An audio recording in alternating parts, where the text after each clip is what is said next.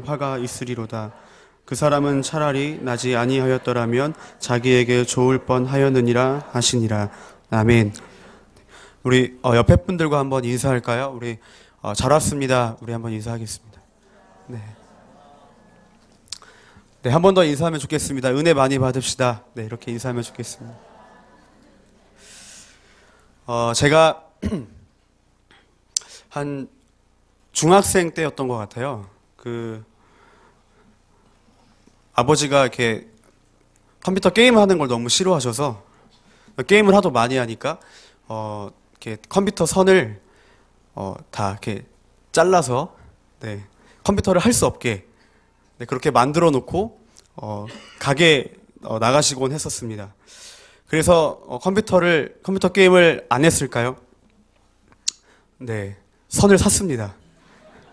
네, 선을 사서 하다가 아버지가 오실 때쯤에 이제 이렇게 정리를 해서 몰래 감춰놓고 다음날 다시 이제 학교 끝나고 학원 갔다가 와서 이런 식으로 이렇게 비는 시간에 몰래 그렇게 게임을 했었는데요. 어느 날은 갑자기 아버지가 이렇게 들어오셔서 안방으로 들어가는 게 아니라 제 방으로 들어오시는 거예요. 너무 막 긴장이 되기 왜 갑자기 왜 이쪽으로 오지?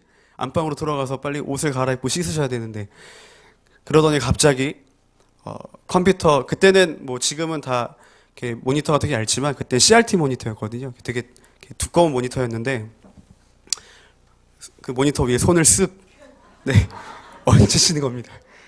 네, 당연히 뜨거웠겠죠. 선이 없는데 어떻게 모니터가 뜨거웠을까? 네, 바로 걸려서 죽도록 맞았습니다. 그래서 저는 컴퓨터 게임을 멈췄을까요? 네, 다른 방법을 찾기 시작했습니다. 게임을 하면서 모니터 옆에 선풍기를 올려놓고요. 모니터 위에는 젖은 수건을 올려놓고 게임을 했었습니다. 아버지가 오셔서 항상 가끔씩 이렇게 쓱 만지고 차가워진 모니터를 바라보며 흡족해 하시면서 돌아설 때 오늘도 성공했다. 네, 이런 생각을 하곤 했었습니다. 그런데 한 번은 모니터를 이렇게 만지시고 지나가시면서 뭔가 이렇게 의미심장한 눈빛을 이렇게 딱 쏘아붙이고 이렇게 지나가시더라고요. 그때 제 심장이 얼마나 요동치던지 들킬까봐 얼마나 요동치던지 심장 소리가 혹시 막 뛰는 심장 소리가 아버지한테 들리진 않을까. 네, 그런 굉장히 불안했던 적이 있었습니다. 요즘은 다른 종류의 불안함을 많이 느끼는데요. 가끔씩 집에 들어가면 왠지 모르게 분위기가 이렇게 싸해 있을 때를 이렇게 느끼게 돼요. 그럴 때 혹시 지금 이 분위기가 나 때문인가? 네, 싶은 생각이 들어서 눈치를 막 살피곤 합니다. 아마 여러분들도 뭐 여러 가지 상황과 여러 가지 이유로 이렇게 불안함 또는 뭔가 이렇게 초조함 이런 것들을 느껴보신 적이 아마 있으실 텐데요. 오늘 본문에 나오는 제자들의 심정이 바로 이러한 심정이지 않았을까 싶습니다. 오늘 본문은 예수님이 붙잡히셔서 고난을 받기 전 제자들과 마지막 만찬을 나누는 장면인데요. 당시 1세기 유대 사회에서 유월절 밤에 이 만찬을 즐기는 건 일종의 축제 또는 잔치의 성격을 가지고 있었습니다. 출애굽 후에 유월절을 지키기 시작한 지 얼마 되지 않았을 때에는 굉장히 엄숙하고 또 경건한 분위기에서 유월절을 지켰다면 점점 시간이 흘러가면서 어떤 구원을 상징하고 구원의 감격을 누리는 축제로 많이 이렇게 성격이 변하게 되었습니다. 당시 유월절 식사는 이렇게 4단계로 이루어져 있는데요. 첫 번째는 가장이 포도주 잔을 들고 그 날을 기념하면서 축사를 하고 시작을 합니다. 마시고 시작을 해요. 그리고 이어서 야채로 된 요리하고 두 번째 포도주 잔이 이렇게 나오게 되는데요. 그때 막내 아들이 아버지에게 이렇게 물어봅니다. 아버지, 왜 오늘 밤은 다른 날 밤과 다를까요? 이렇게 물어보면 가장이 이제 유월절의 3가지 핵심 요소, 유월절과 무교병과 그다음에 쓴 나물에 대해서 설명을 합니다. 유월절은 하나님이 애굽에 있던 우리 조상들의 집을 넘어가셨기 때문에, 그리고 무교병은 우리 조상들이 애굽에서 구속을 받았기 때문에, 세 번째 쓴 나물은 애굽 사람들이 우리 조상들의 삶을 비참하게 한 것을 기억하기 위해서 유월절과 무교병과 쓴 나물에 대해서 설명을 합니다. 그 다음에는 시편 113편부터 118편까지 할렐 시편이라고 하는데 이 시편을 낭독하면서 가장은 떡을 떼어주면서 축복의 말을 합니다. 바로 이 세 번째 단계에서 예수님께서 제자들에게 떡을 떼어주시며 성만찬했던 것이 바로 이 단계로 우리가 이해할 수 있을 것 같습니다. 그러니까 지금 예수님과 제자들이 함께 모였던 6월절 이 만찬 식사 시간은요, 굉장히 잔치 자리였다는 거죠. 축제였습니다. 그런데 그런 잔치처럼 정말 즐겁고 좋은 분위기에 있던 상황에서 예수님이 느닷없이 갑자기 제자들에게 여기서 한 명이 나를 팔 거라고 그렇게 말씀을 툭 던지는 겁니다. 한순간에 잔치집이 초상집이 된 거죠. 그리고 예수님의 말씀을 듣고 제자들이 나는 아닌가라는 근심을 하기 시작합니다. 조금 전 알게 된 사실인데요. 지금 여기에 신천지가 있다고 합니다. 여기 앉아 계신 분들 중에 신천지가 있는데요. 빨리 옆에 분들에게 눈을 정확하게 바라보고 이만희 똥꾸빵꾸를 한번 해보시면 좋겠습니다. 라고 만약에 제가 이런 말을 했다면, 설교 시간에 이런 말을, 이 자리에 신천지가 있습니다. 이런 말을 했다면 여러분의 마음이 어떠실까요? 지금 어떤 생각을 하셨나요? 미쳤구나. 아니면 누구지? 너무 순수하신 분은 정말 지금 신천지가 있는 줄 알고 누구지? 여기에 있다고? 헐 대박. 뭐 이런 생각을 하셨겠죠. 보통 이런 상황에서는 누구야? 어떤 사람이야? 이게 일반적이고 정상적인 반응입니다. 그러나 오늘 예수님이 지금 나와 함께 식사하고 있는 너희들 중에, 나랑 떡을 떼고 있는 너희들 중에 한 명이 나를 배반할 것이다. 만약 여러분이 죽을 날을 미리 안다면 죽기 직전에 그 마지막 식사는 누구와 함께 하고 싶으실까요? 아마 사랑하는 가족들 또는 평생을 함께 했던 사랑하는 친구들이 아닐까요? 지금 함께 먹고 있는, 예수님과 함께 먹고 있는 그 제자들은 굉장히 친근하고 가장 예수님과 가까운 관계에 있던 사람들이었다는 뜻이죠. 그런데 그 최후의 만찬에서 이 충격적인 선포를 하셨을 때 오늘 본문을 보면 제자들은 사뭇 우리가 이해하기 어려운 반응을 보이고 있습니다. 우리 19절을 한번 같이 읽어볼까요? 19절입니다. 시작.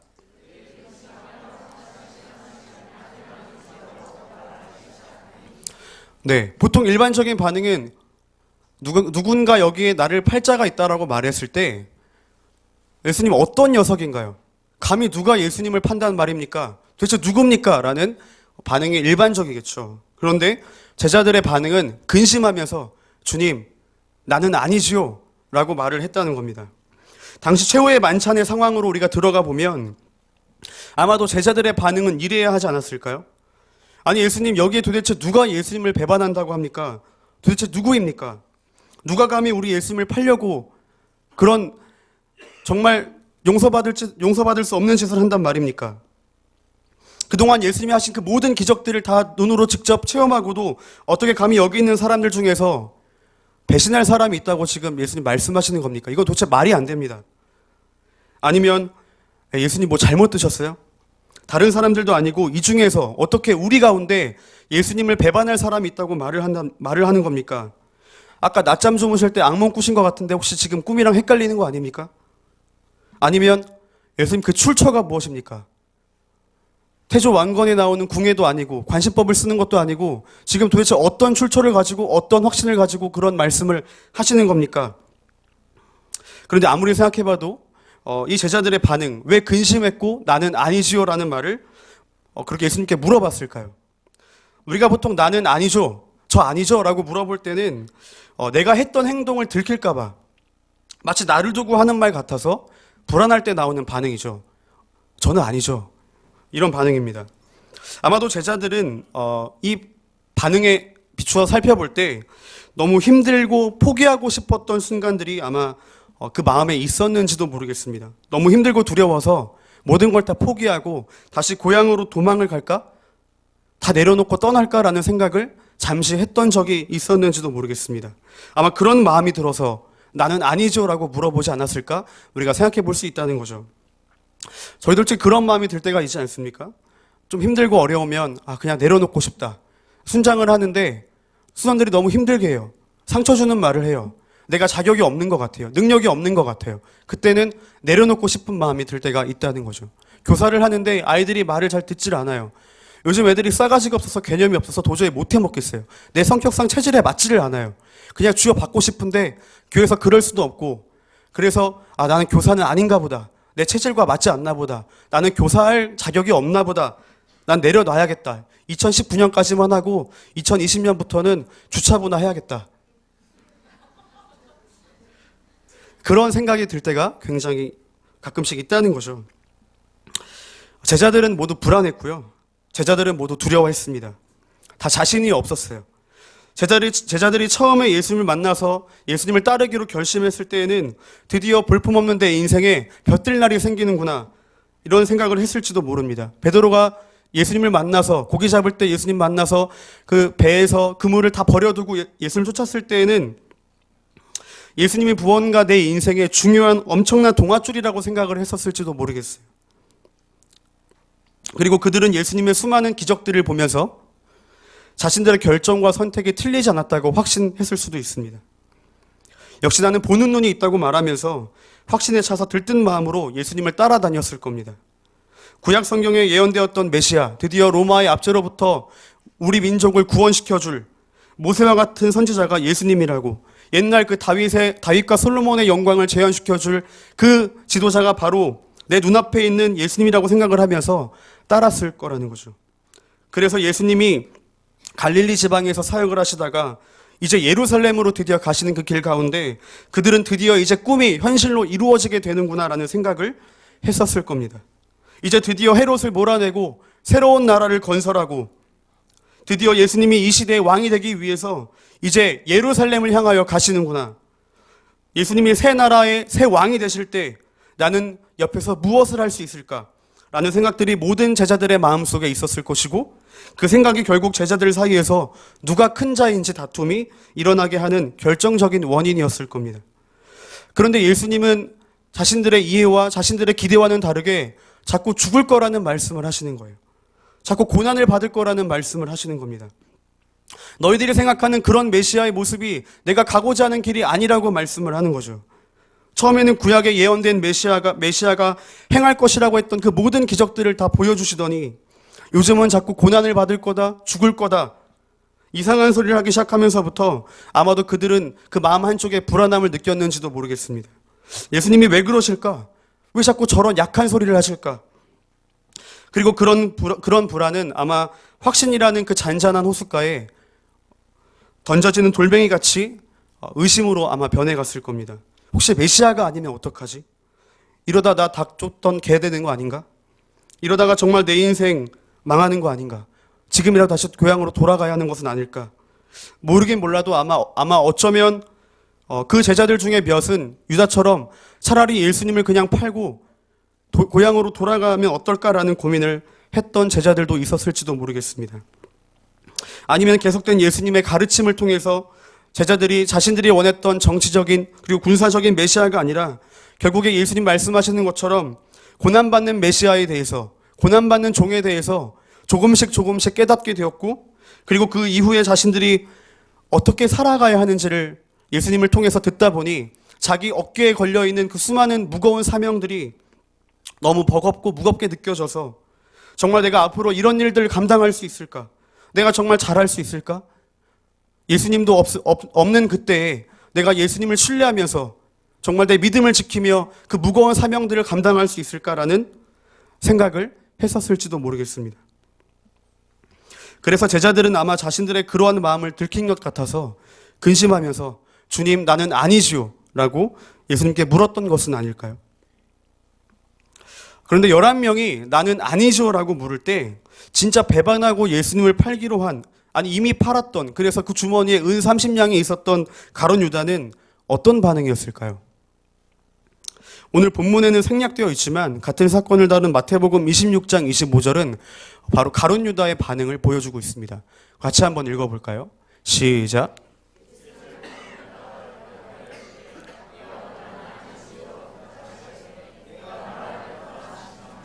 네, 가룟 유다도 똑같이 나는 아니지요 라고 물어봤습니다. 어떤 학자들은 11명의 제자가 주여 나는 아니지요 라고 했지만, 가룟 유다는 라삐어 나는 아니죠라고 물어본 것에서 그 주님을 부르는 호칭에서 현격한 차이가 있고 그 차이가 바로 가룟 유다가 예수님을 메시아로 생각하지 않고 단순히 랍비라고 생각을 했었을 것이다. 그런 이야기를 하는 학자들도 있는데요. 제가 볼 때는 아마 그렇게 생각한다면 3년 동안 가룟 유다가 정말 예수님을 어쨌든 따를 수 있었을까, 함께할 수 있었을까라는 질문에 명확하게 답을 주지는 못하는 것 같습니다.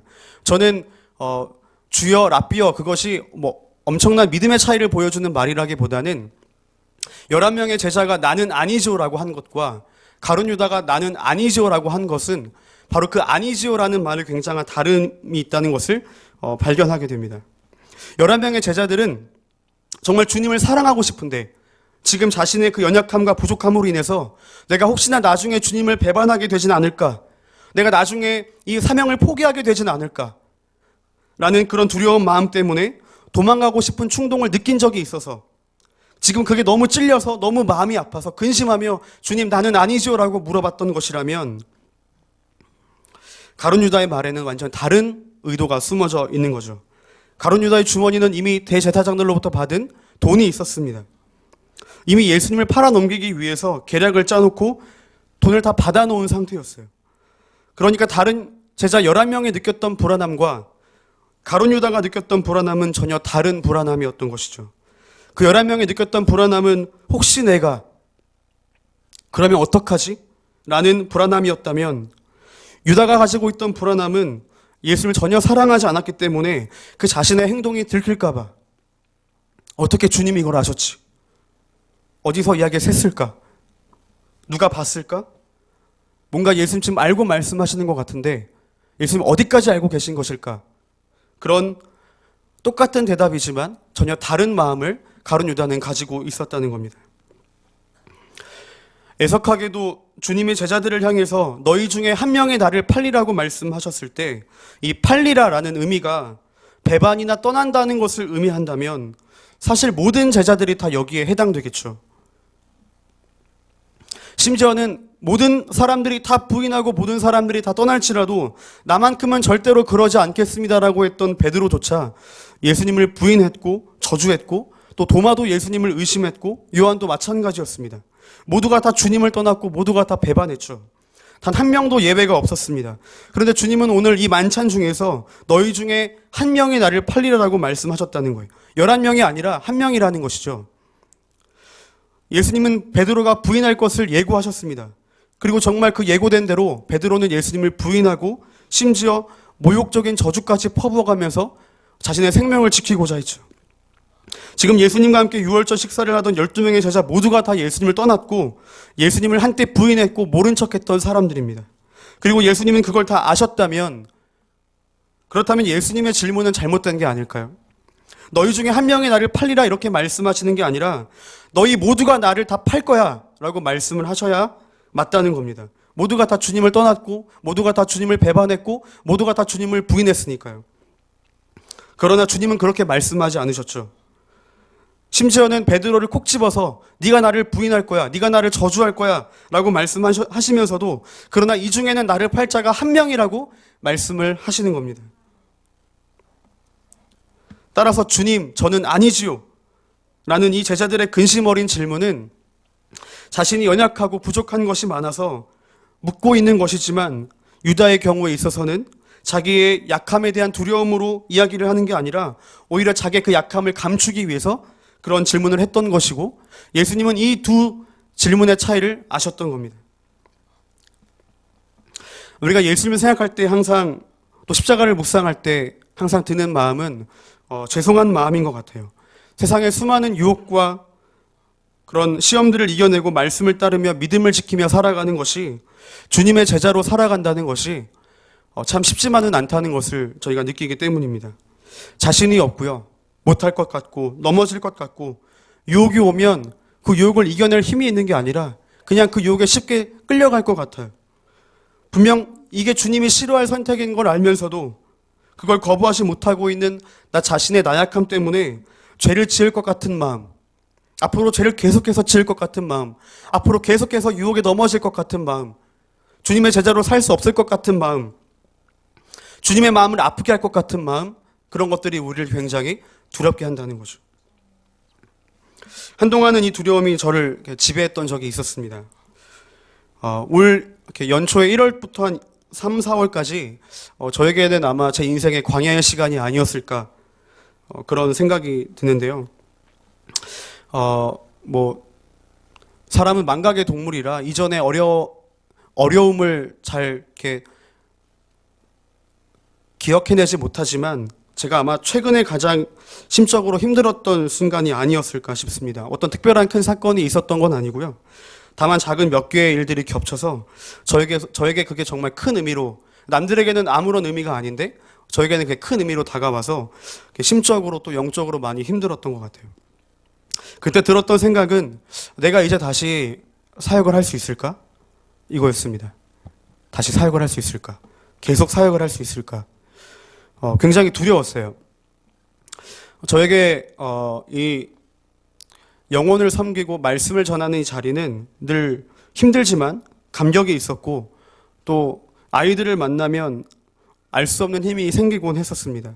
지친다는 게 뭔지 몰랐고 지치는 줄도 모르고 정말 달려왔었죠. 그런데 한순간에 이제는 도저히 못할 것 같다라는 생각이 저를 지배하기 시작했습니다. 그러면서 저에게 공황장애와 일종의 대인기피 증상이 생겨났는데요. 저는 그런 게 무슨 유명한 연예인들만 걸리는 병인 줄 알았어요. 저와는 평생 아무런 상관이 없는 병인 줄 알았습니다. 그런데 두려움과 그 의심이 제 마음에 자리 잡는 순간 믿음과 상관없이 심리적으로 또 영적으로 이렇게 막 눌리더라고요. 이렇게 밤에 잠을 자려고 하면 막 숨이 막혀올 것 같고 죽을 것 같은 그런 증상이 한 2달 정도 반복됐었고요. 또 지금은 웃으면서 이야기할 수 있지만 뭐 수요 예배든지 금요 기도회든지 또는 교회에서 오고 가며 마주치는 성도님들과 인사할 때 성도님들은 평상시와 다를 바 없이 저에게 따뜻하게 웃어주며 인사하시지만 그때 저의 마음은 왜 웃지? 네, 이런 마음이었어요. 뭘 알고 있어서 웃으시는 건가? 네, 그러니까 그게 아닌 걸 알면서도 불쑥 제 마음에 그런 마음들이, 이렇게 그런 생각들이 찾아오는 거예요. 왜 웃으시지? 그러면서 가장 힘들었던 거는 사람마다 개인차가 있겠지만 아마 저를 비롯한 대부분의 사역자에게 있어서 가장 힘든 게 뭐냐고 물어본다면 아마 이 자리에서 설교를 하기 위해 준비하는 시간, 그리고 이 설교를 하는 시간일 겁니다. 그리고 또 가장 감격스럽고 즐거운 것이 무엇이냐 묻는다면 대부분의 아마 사역자분들이 마찬가지로 설교라고 할 겁니다. 준비할 때 너무 힘들지만 말씀과 씨름하면서 그 가운데 얻어지는 말씀의 은혜, 그리고 뜨겁게 역사하는 성령의 은혜가 가득하고 또 깨달은 그 지혜를, 그리고 또 받은 은혜를 사랑하는 공동체와 함께 나누는 것이 감격이고 또 즐거움이기 때문이죠. 그런데 제 마음이 막 무너지고요. 두려운 마음이 생기니까요. 그동안은 참 즐겁고 감격적이었던, 감사했던 이 말씀을 전하는 일이 너무나 두려운 일로 바뀌게 되는 거예요. 그동안은 어떻게 하면 좀 중등부 아이들이 좀 더 쉽게 또 재미있게 설교를 들으면서 또 은혜를 받을 수 있을까? 매일 씨름하면서 설레이던 순간들이었습니다. 다음날 주일이 기다려지던 때도 있었어요. 지금 내가 말씀을 준비하면서 받은 그 하나님의 은혜, 내 마음이 뜨거운 것, 이거를 빨리 나누고 싶어서 빨리 주일이 되었으면 좋겠다라는 생각을 한 적도 있었습니다. 근데 한순간에 그런 마음이 다 사라지는 거예요. 그 자리에 두려운 마음이, 그리고 의심이, 앞으로 나는 못할 것 같다, 포기하고 싶다라는 생각이 저를 찾아오기 시작했습니다. 제일 저의 마음을 아프게 하고 힘들었던 건요, 아이들이 무서워지는 거예요. 사랑의 대상이었던, 또 저에게 굉장히 영적인 공급이었던 아이들이 무서워지더라고요. 저를 이렇게 바라보는 그 시선엔 변화가 없지만 제 마음의 변화가 있으니까 그 시선이 되게 무섭게 느껴졌어요. 따지는 것 같았고, 째려보는 것 같았고, 무섭게 노려보는 것처럼 느껴졌었습니다. 한 번은 토요일 저녁이었는데 주일 설교를 준비하다가 문득 그런 생각이 들었어요. 내일이 오지 않았으면 좋겠다. 그냥 여기서 이 시간이 영원히 멈췄으면 좋겠다. 도저히 주일 10시에 중등부 아이들과 예배하는 그 자리에 그 말씀을 전하는 그 자리에 설 용기가 나지 않더라고요. 그때 기도하면서 얼마나 울었는지 모릅니다. 하나님, 저 그만하고 싶습니다. 저 이제는 도저히 못하겠습니다. 이런 마음으로 어떻게 제가 사역을 할 수 있을까요? 그때 정말 제가 간절히 붙잡았던 말씀 하나는요, 사무엘상 16장 26절 말씀이었어요. 삼손이 블레셋 군사들에게 잡혀가서 두 눈이 뽑힌 채 기둥에 붙들어져서 하나님께 구했던 기도. 나를 한 번만 강하게 하사, 주여 나를 생각하사 여호와여 구하옵나니 나를 한 번만 강하게 하사. 그 말씀이 제가 붙잡을 수 있는 유일한 말씀이었거든요. 그렇게 3월, 4월까지 가다가 오늘 본문이, 이 본문의 말씀이 심리적으로 또 영적으로 병들어 있던 저를 깨웠습니다. 제자들처럼 주님을 저주하고 배신하고 떠났던 제자들을 향해서 마치 주님이 괜찮다고 말씀하시는 것 같았어요. 제자들 모두가 다 떠났지만, 모두가 다 배반했지만 그 모두에게 너희들 모두가 나를 배반할 거야 라고 말씀하신 게 아니라, 너희들 모두가 나를 팔 거야 라고 말씀하신 게 아니라, 너희 중에 한 명이 나를 팔리라 말씀하셨던 것은 나머지 11명의 제자들의 그 연약함을 괜찮다고 말씀해 주시는 것 같았어요. 그리고 주님은 저에게 끝까지 주님을 따를 수 있는 능력을 묻고 있는 것이 아니라 끝까지 주님을 붙들고 싶은 그 의지가 있는지를 묻고 싶은 것 같았어요.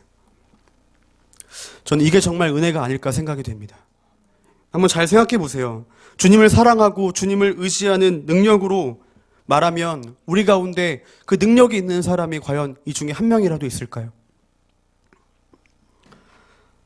근데 주님은 주님을 사랑하는 그 능력을, 주님을 따르는 그 능력을 우리에게 요구하시는 게 아니라, 그런 능력은 없지만 그럼에도 불구하고 주님, 제가 연약하지만 저는 언제나 주님을 배반할 것처럼 연약한 존재이지만 유혹이 찾아오면 유혹을 물리치는 게 아니라 그 유혹에 금방이라도 따라갈 것 같은 너무나 연약한 존재이지만 그러나 주님을 끝까지 붙들어 보고 싶다는 그 마음 하나를 주님이 원하고 계신다는 사실을 저는 이 말씀을 통해서 깨닫게 되었습니다.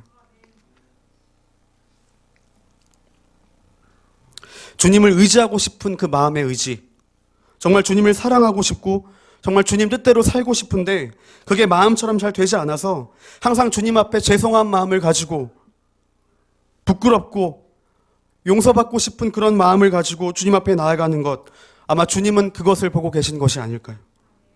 오늘 이 시간 다시 한번 우리의 상황과 우리의 환경과 우리의 능력과 상관없이 우리가 얼마나 연약한 존재인지는 알지만 그래도 다시 한번 주님을 붙잡고 주님을 위해 살겠다는 그 의지가 회복되는 밤이 되기를 간절히 소망합니다. 우리 함께 말씀을 생각하면서 우리 찬양했으면 좋겠습니다.